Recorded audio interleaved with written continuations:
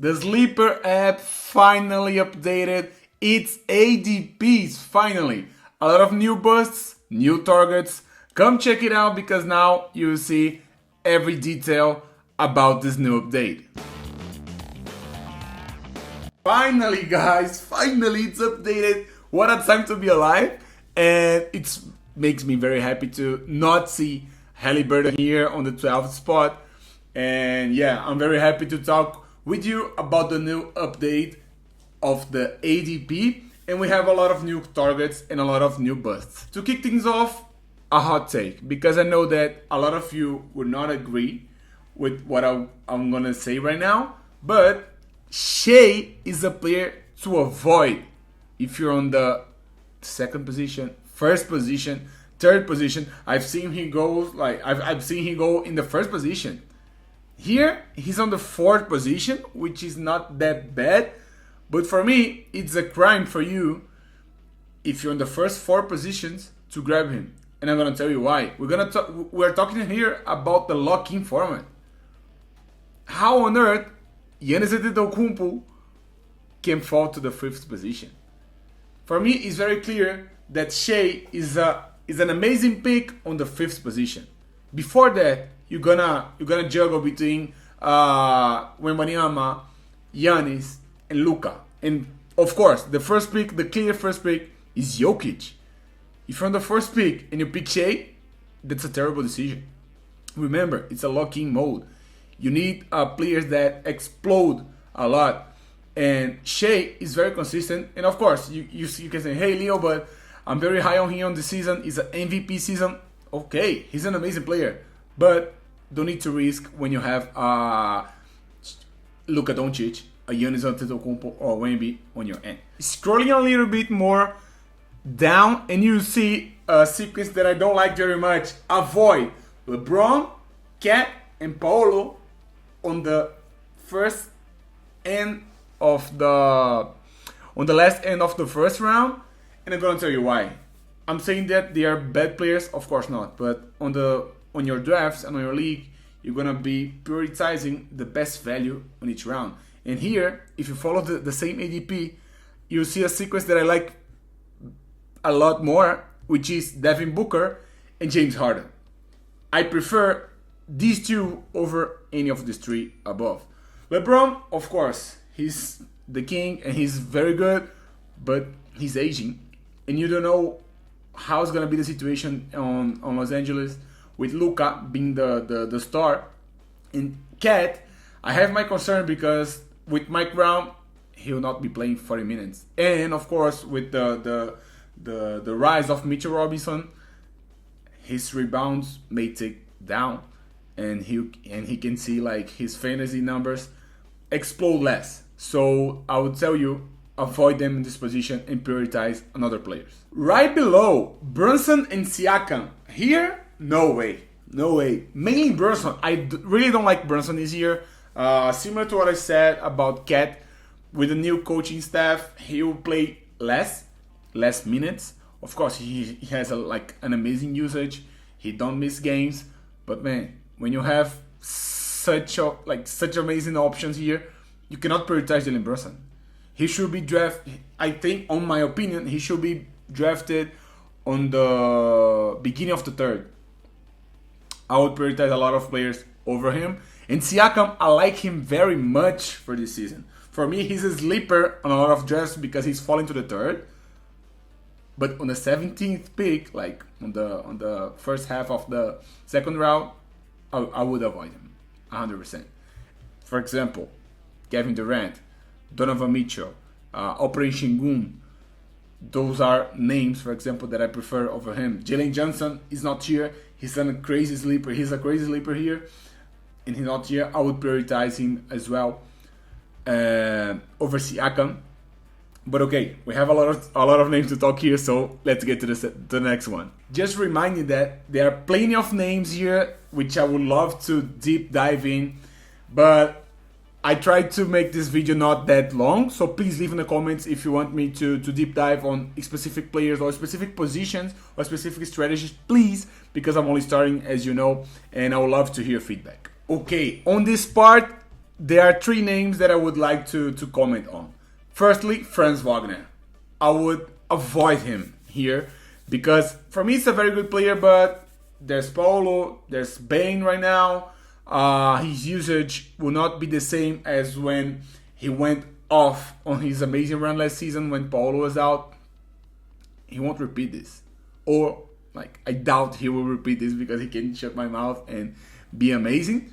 He's a great player, but on this round, on this range, on this area, I will not draft him here. For example, I will prioritize Josh Giddey and Amen Thompson. Josh Giddey in the 33rd and Amen on the 35th. Those are amazing picks. What a value. Amen with Van Vliet out, he will be the main ball handler. He will be the starting PG. He can play alongside with Shepard as well, but his usage will have to increase. You need to do more. And Josh Giddey, as I already talked about on the Believe in Fantasy video, if you didn't see, check it out. He's a steal. People are kind of low on him, and I may be a little bit higher than everyone else, than a majority of people on Giddey. But man, he has all of the path clear to shine again. So if you're in this position in the beginning, in the half of the third, just grab him. He should be in the top of your list. On the 41st position, Josh Hart. Avoid him. Avoid Hart. I really don't like him for this season.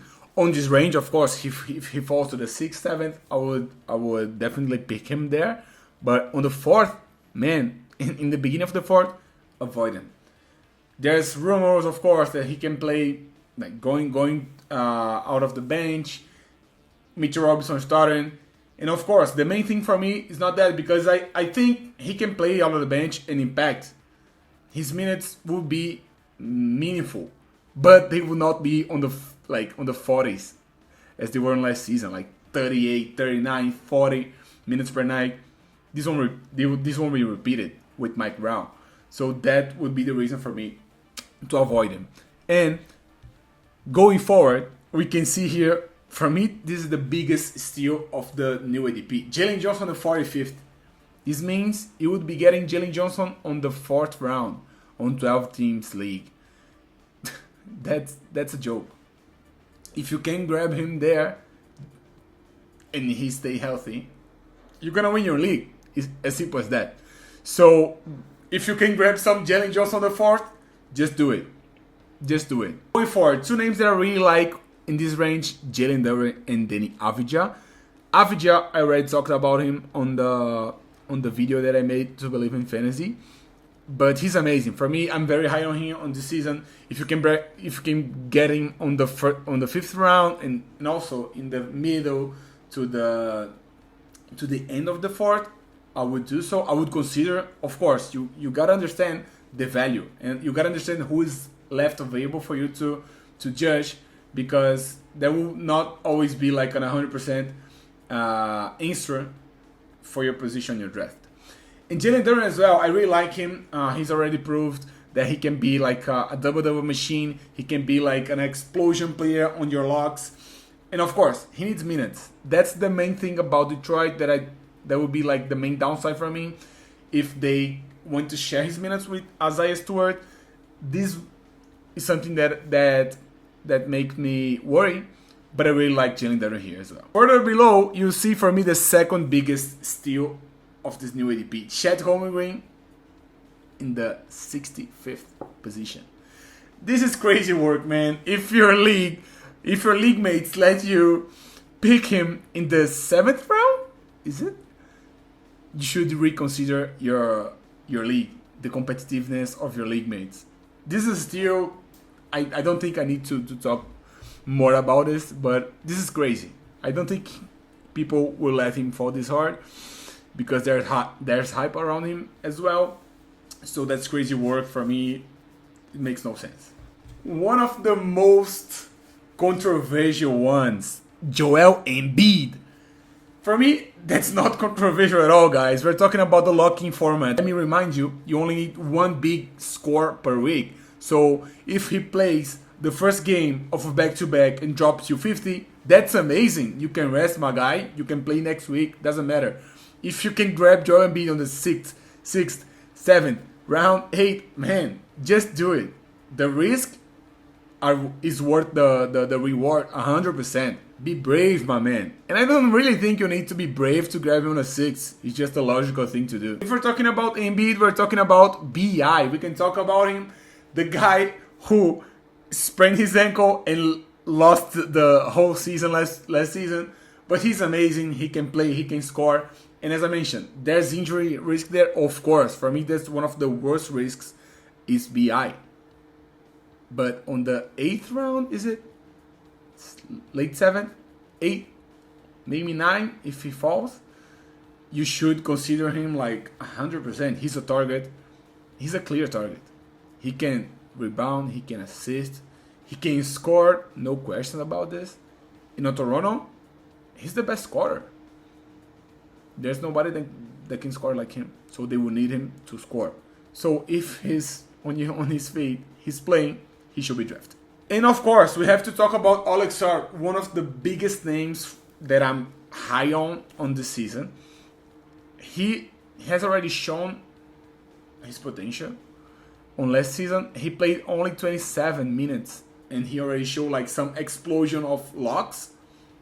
And this season, he has everything to play more minutes. I'm expecting him to play around the 30s, 30 minutes a night at least. And he should give you way more value than an 8th-round player, 100%. So just grab him, If your league mates let him down, let him fall to this range, just do it. Further below, Ayton and Shaedon Sharpe, 2 names that I really like. Mainly Sharpe, I'm really high on him on this season. He's amazing. He can score, he can dunk, he's very explosive, and Portland, I don't know what Portland will do. I don't know if they know what they're gonna do, but doesn't matter because they will have to develop Sharpe, and he's amazing. He's a very exciting player, and on this range, it's a no-brainer. Who do you prefer? Tobias Harris, Shaedon Sharpe, or Jaden McDaniels? Come on, man. It's very simple. And of course, Ayton, who I mentioned before, is a very great pick on this area too. We're talking about late 8, late 7. I don't know if my math is gonna fail me, but he's amazing here too. He's gonna be the starting center on the Lakers. I don't know if we're gonna see him being injured as he was being very frequently on Portland. You should have him on the top of your list, 100%. I like Wiggins as well, but as I said, I need to focus on some specific names, the best names for me. And leave on the comments, subscribe. Please subscribe and leave your like if you like it or if you hate. Doesn't matter. I just need your help to keep doing this content. Going below, Emmanuel Quickley. For me, one of the best names as well. Quickley for me, on the 94th, it's one of the biggest steals on the draft as well. He's the starting point guard of Toronto. He'll need to ball hand a lot. He'll need to assist a lot, and his usage will be very needed to Toronto. He's being very wrongly tagged as an injury-prone player, but he's not. Of course, last season was awful, but again, we don't know how much of those injuries were really true, were real. But Quickley is a player who played over 60 games on the first 4 seasons, like on the previous 4 seasons. He's not a prone guy. So, of course, he can be a league winner for sure on this position, on this range. So just grab him and be happy. To close this first part of the video, and again, leave in the comments if you want me to do a second part, analyzing the 100 plus players. Nembhard, Santi Aldama, and Podziemski a little bit less. I'm gonna focus on Nembhard and Santi. Those are 2 names that can be like breakout players this season. Firstly, Nembhard, very obvious. Hallie's out. Hallie's out. He will need to step in. Of course, him, Ben Mathurin, another player that I didn't mention here, but is amazing. Siakam, they will all need to step up. And Nembhard will be the primary ball handler.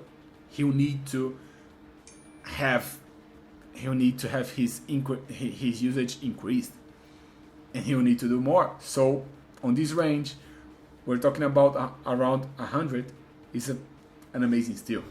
Santi as well. Santi already showed what he can do on this locking format. He has like amazing locks with,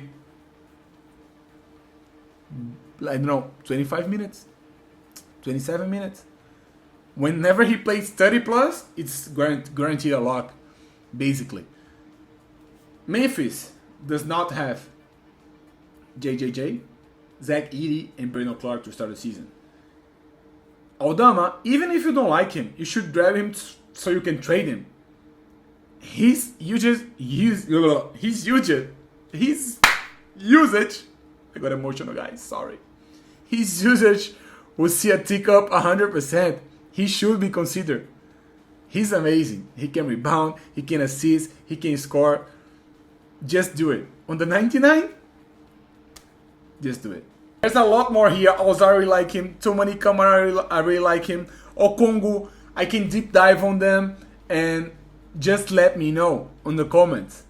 As I said, I can't bring you more of this content, but you need to let me know if you liked it, if you didn't like it. I'm Leo, your new analyst on YouTube, focused on points league locking format, Sleeper. Make sure you follow me on Twitter as well. I hope you had a good time. I love to do this, so please, let's go together, share this video to somebody, and see you next video.